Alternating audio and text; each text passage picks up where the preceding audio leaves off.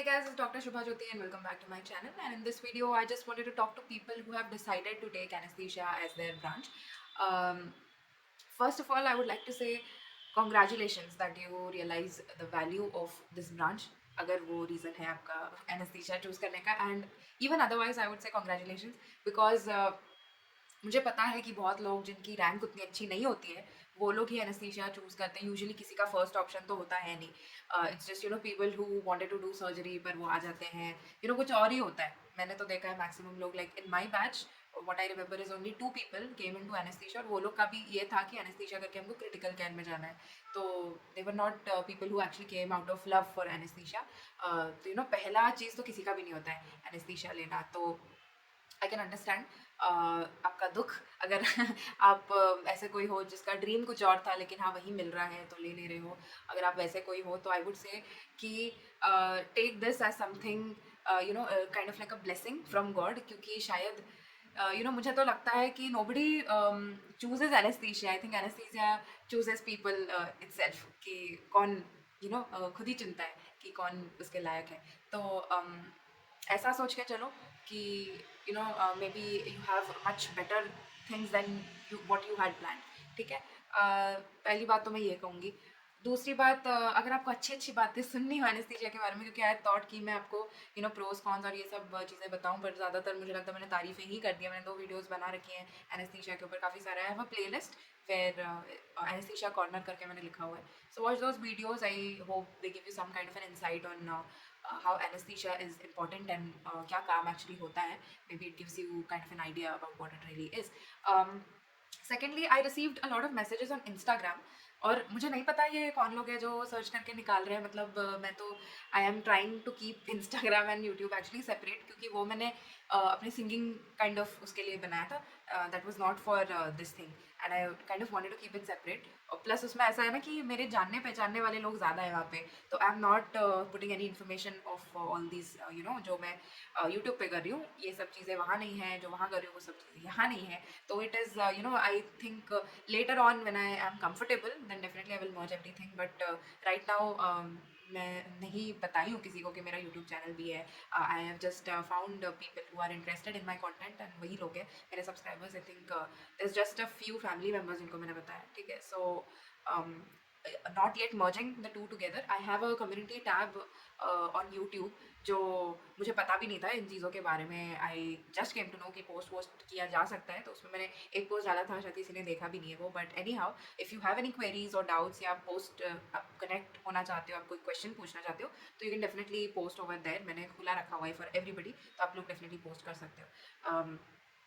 And हाँ, तो मुझे उन मैसेजेस में बेसिकली ये पूछ रहे हैं सब लोग कि ma'am can you guide regarding anaesthesia और ये सब. तो गाइड रिगार्डिंग एनेस्थीसिया तो ठीक है, वो तो मैं आगे चल के I am planning to make videos regarding how you can go about in your residency, पढ़ाई के बारे में भी और दूसरी चीज़ों के बारे में भी. That will come in the future. I will be here to listen to your questions and answer to them as well. वो सब तो होता रहेगा. पर मेरा ये है ना कि आई जस्ट सॉ कि काउंसलिंग कब है क्या है. तो आई केम टू नो कि मिड अक्टूबर में कभी तो है. आई रेड दैट समवेयर, और वो भी पता नहीं, मतलब ऑफिशियल वेबसाइट पे तो मैंने कुछ भी नहीं देखा है.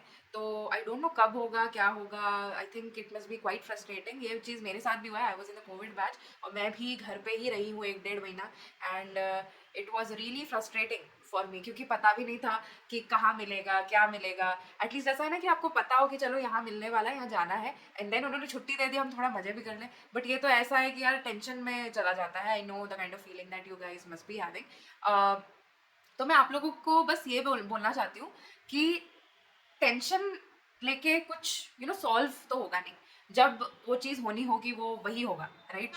You will put in the options that you feel are the best for you, and आपको वही मिलेगा जो आपकी किस्मत में लिखा होगा, right. You can not change your rank, you can not change anything. तो उस चीज़ के बारे में सोच के ना, जिसको आप बहुत चेंज नहीं कर सकते हो, उस चीज़ के बारे में सोच के कोई बहुत ज़्यादा मतलब है नहीं.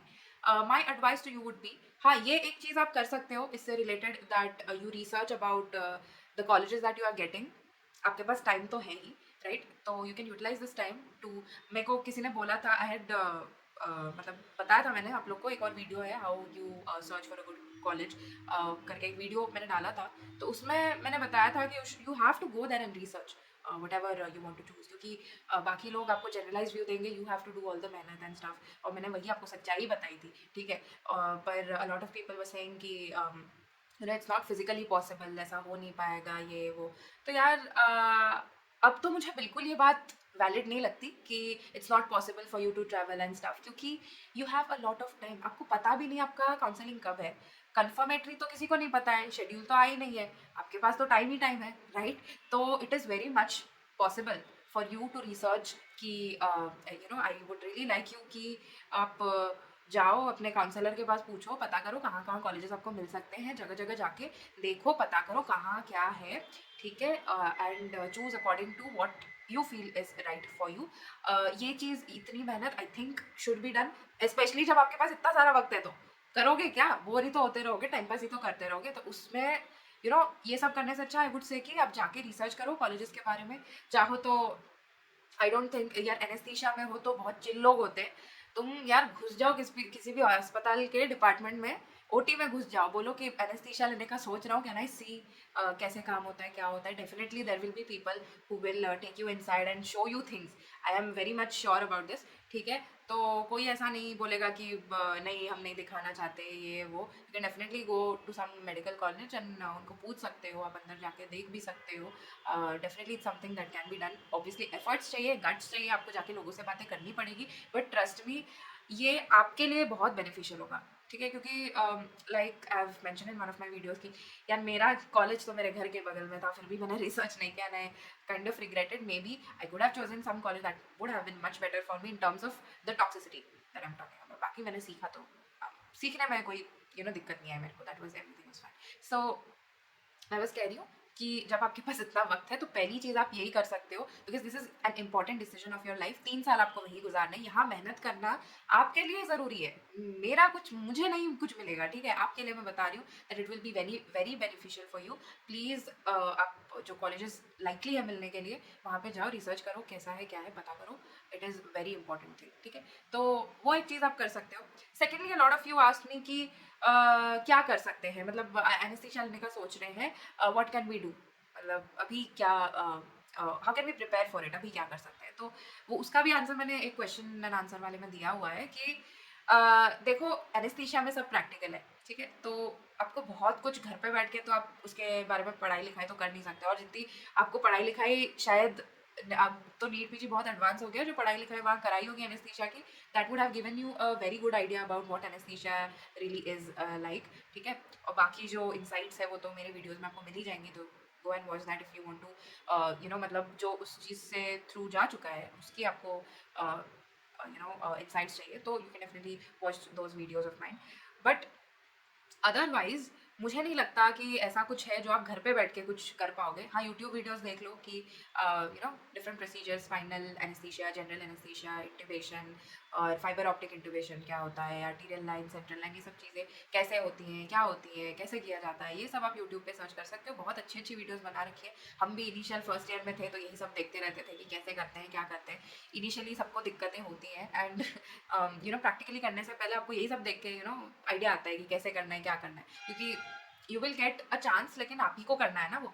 एंड मुझे लगता है मेरे बैच में एवरीबडी वॉज, इतना तो हमको पता था कि लारिंगोस्कोप कैसे पकड़ना है, एंड मतलब हमको सिखाया था, बट हमको इतनी तो अक्ल थी, मतलब सीखने के बाद भी, like when someone is telling you to hold the scope in a particular way, हमको इतना था कि हाँ ऐसे पकड़ना है, हम लोग पकड़ते तो सही थे। अब आगे होता है नहीं होता है वो तो इनिशियल पीरियड था हमारा, हम सबसे गड़बड़ हुई है, ठीक है। But I have seen some of my juniors जो स्कोप ही गलत पकड़ते थे, गलत हैंड में पकड़ लेते थे, गलत तरीके से गलत डायरेक्शन में पकड़ लेते थे।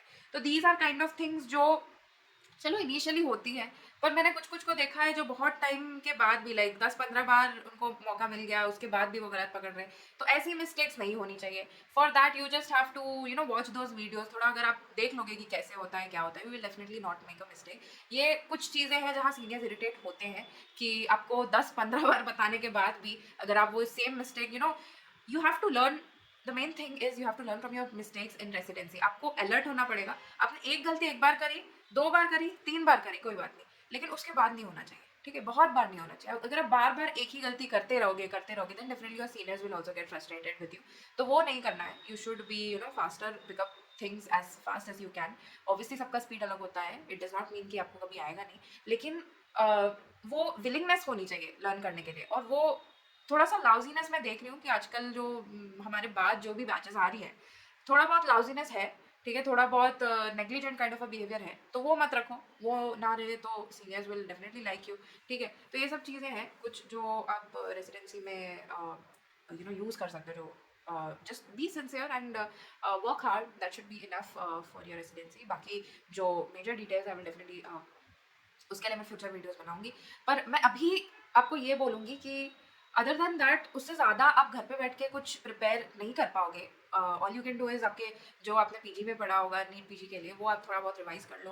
अगर आपको यूट्यूब पे वीडियोस देखना है, आप वो कर सकते हो। उसके अलावा आप कुछ प्रिपेयर एज सच कर नहीं सकते हो फॉर स्पेशली एनेस्थीसिया रेसिडेंसी, क्योंकि मेजर तो सब कुछ प्रैक्टिकल ही है, ठीक है। अगर आपको बहुत इंटरेस्ट है ही, I would suggest that if you are not very good at your concepts, क्योंकि आजकल मैं जो देख रही हूँ कि नीट पीजी और इनके चक्कर में आप बहुत एग्जाम ओरिएंटेड स्टडी कर लेते हो, कॉन्सेप्ट सबके बहुत ही वीक है। आई आई एम वेरी लकी कि मेरी रैंक अच्छी नहीं आई थी, ठीक है, नीट पीजी में मेरी रैंक अच्छी नहीं आई थी, बट ये मैंने अपने कुछ वीडियोज में बता भी रखा है।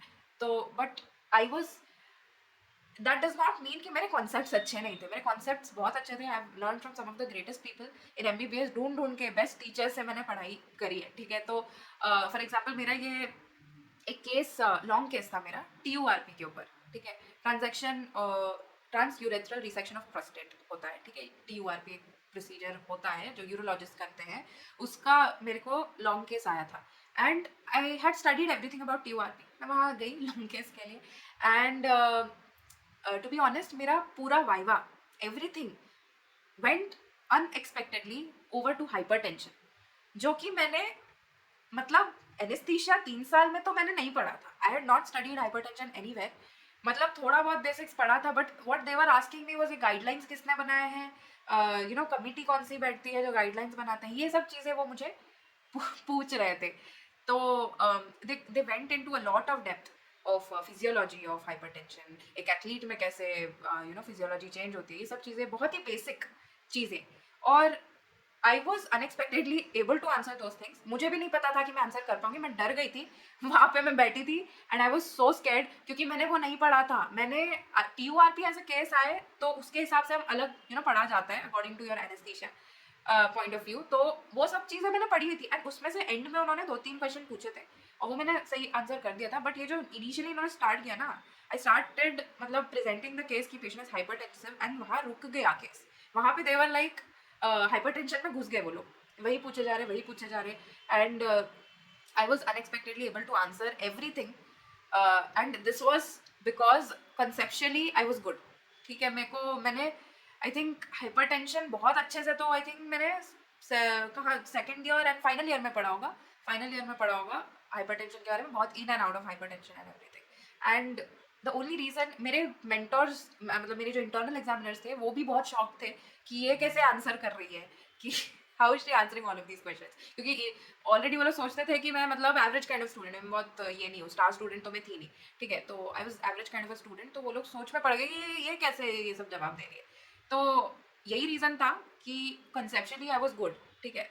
तो मैं अपनी तारीफ नहीं कर रही हूँ यहाँ पे, आई एम वो मेरा इंटेंशन नहीं था। मेरा इंटेंशन ये था आपको बताने का कि in case your concepts are not very good, तो आप अपने कॉन्सेप्ट्स बिल्ड कर सकते हो एमबीबीएस की, ठीक है।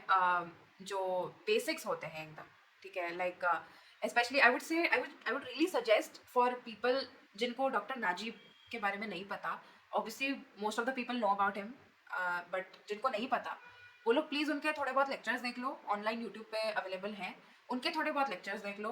क्योंकि आई थिंक वही चीज़ थी। और एक ये भी था, एक सर थे जो लोकल में पढ़ाते थे मेडिसिन में, उनसे पढ़ी हुई हूँ, जे हॉस्पिटल के वहीं पे उनका घर था बैकला में। And he doesn't stay there any more, वरना मैं तो कहती जो लोग वहाँ रहते हैं प्लीज़ जाओ उनके पास, क्योंकि he was so good at teaching everything. I think वही जो कमिटी एंड एवरीथिंग का मैंने जो भी आंसर किया था वो सर ही, उन्हीं के वर्ड्स मुझे याद आए, वही सब मैंने बताया कि वही JNC 8 और ये सब मुझे सालों साल तक मैंने वो चीज़ें रिवाइज़ भी नहीं की थी, वो चीज़ें पढ़ी भी नहीं थी, बट उनकी बातें मुझे याद रह गई। और बाकी जो डॉक्टर नाजीब पढ़ाते हैं, I am a great fan of doctor Najeeb sir, क्योंकि there is nobody like him in the entire world. उनके जैसा टीचर नहीं एग्ज़िस्ट करता है। And I am very lucky कि फर्स्ट ईयर से ही मुझे वो मिल गए क्योंकि I was miserable in the first year. Initially मैं बहुत गंदे गंदे मार्क्स आ रहे थे मुझे, और फिर मुझे इनके लेक्चर्स वगैरह पता चले। फिजियोलॉजी तभी मुझे अच्छा लगता है क्योंकि मैंने इनसे पढ़ाई की हुई है। I love physiology because of him. And यही कुछ कुछ चीज़ें हैं जो आप देख सकते हो, कर सकते हो, अपने कॉन्सेप्ट्स बिल्ड कर सकते हो। I think doctor Najeeb's lectures are wonderful blessing for medical students. एंड अगर आप लोगों ने देखा भी हो तो थोड़ा बहुत वही सब रिवाइज कर लो, अगर आपने नोट्स वोट्स बना रखे हैं। अगर आप नहीं जानते हैं उनको तो प्लीज़ उनके थोड़े बहुत लेक्चर्स देख लो, क्योंकि आपको फिजियोलॉजी में भी बहुत काम आएंगे, फार्मैक में भी बहुत काम आएंगे। तो आई वुड से अभी जो आपके पास बहुत सारा टाइम है, इसको आप यूटिलाइज कर सकते हो। वो सारे बहुत सारा भी नहीं, अभी मैं जानती हूँ कि टाइम वापस आएगा नहीं, and I come back to that कि ये टाइम आपके पास वापस आएगा नहीं, ठीक है। तो डेफिनेटली आप ये जो डॉक्टर नाजीब का मैं कह रही हूँ, रोज एक एक लेक्चर देख लो, ऐसा हंसी मजाक में देख लो। स्पेशली उनके लेक्चर्स पढ़ाई जैसे लगते नहीं है। वो लगता है कि आप it's like entertainment only but giving you some knowledge, ठीक है। तो अच्छा लगता है उनसे पढ़ना भी, मज़ा भी आता है, और आपके कॉन्सेप्ट्स भी बिल्ड हो जाएंगे। तो वो एक आपका it will hardly take an hour to finish one lecture every day. तो वो आप कर सकते हो। ऑलमोस्ट आई थिंक 1 महीना तो होगा ही आपके पास, राइट 1 महीना तो हो गई। तो 1 महीना या फिर 15 दिन भी होंगे, मिड अक्टूबर बोल रहे थे, तो अगर 15 दिन भी है तो एक एक आप रोज देख लोगे, थोड़ा बहुत तो हो ही जाएगा, कंसेप्ट बिल्ड हो जाएंगे। It will be useful for you in the long run, that is what I am saying. And उसके अलावा आई वुड लाइक टू से कि बाकी यार ये टाइम जो आपको मिल रहा है ना, ये टाइम आपको वापस नहीं मिलेगा, ठीक है। This time is very precious. आप इसको यूटिलाइज करो अपने हॉबीज़ के लिए। आप जो कुछ भी करना चाहते हो वो करो, ठीक है। आपका जो भी मन करता है वो करो। बाकी जो है काउंसलिंग का शेड्यूल खुद ही आ जाएगा, खुद सब हो जाएगा। आई वुड जस्ट से कि स्ट्रेस लेके कुछ नहीं होगा। तो आई वुड लाइक टू से कि स्ट्रेस लेके कुछ होगा नहीं। सो इससे बेटर है आप काम करो, ठीक है। अपना कॉलेज से ही ढूंढ लो, ये मेहनत करो। आप थोड़ा बहुत लेक्चर वेक्चर देख लो, और बाकी आप अपने मन मर्जी से जियो, खुश रहो। That is what I want to tell you. बाकी क्योंकि आगे चल के आपको बहुत मेहनत करनी होगी, ठीक से सोने के लिए नहीं मिलेगा, बहुत कुछ होने वाला है आपके साथ। सो डरा नहीं रही हूँ, आई एम जस्ट सेइंग कि ये टाइम वापस नहीं आएगा, इसे एंजॉय करो। आगे आपको बहुत मेहनत करनी है। So live your life completely. आपका जो मन आता है करो यार। आपको सिंगिंग में अच्छा लगता है वो करो, डांसिंग अच्छा लगता है वो करो, आर्ट पसंद है ड्रॉ करो, म्यूज़िक सुनना पसंद है वो करो, मूवीज़ देखना पसंद है मूवीज़ देखो यार, देख डालो, बहुत सारी सीरीज़ आए, देख डालो। ये सब करो यार, बिकॉज ये टाइम वापस नहीं आएगा। टेंशन में बिताने से अच्छा है आप इसको यूटिलाइज करो, ठीक है। और एक और चीज़ मैं कहूँगी कि yoga meditation try to incorporate it in your daily life, क्योंकि बहुत ही हेल्पफुल होता है। मैं रेसिडेंसी के टाइम छूट गया था मेरा, लेकिन उससे पहले मैं करती थी। एमबीबीएस के टाइम पूरा मैंने किया है, एंड अभी भी मैंने after residency I have started again. And that is something that helps you to take better decisions in your life, stay calm, definitely आपको help करेगा। तो ये आप incorporate ज़रूर कर सकते हो। I would just say try to utilize your time as much as possible। Tension लेके कुछ होगा नहीं, फ्रस्ट्रेट होके कुछ होगा नहीं, कुछ चेंज तो होने वाला नहीं है। So utilize your time, have the best time of your life, okay? And yeah, I'll see you again.